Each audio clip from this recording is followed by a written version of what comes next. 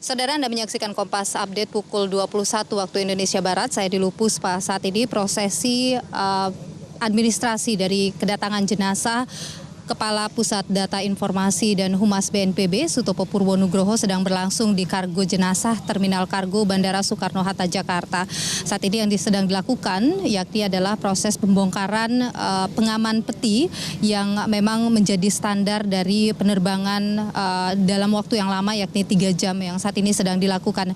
Nantinya usai pembongkaran peti jenazah dari Kepala Pusat Data Informasi dan Humas BNPB Sutopo Purwonugroho akan kemudian dilakukan prosesi kelengkapan administrasi oleh pihak keluarga dan kepala BNPB, dan kemudian selanjutnya nanti jenazah akan dibawa kembali menuju ke kediaman pribadinya atau ke rumah duka di Cimanggis, Depok, untuk memberikan kesempatan bagi pihak sahabat ataupun keluarga dan juga rekan kerja untuk bisa melihat jenazah Pak Topo untuk yang terakhir kalinya.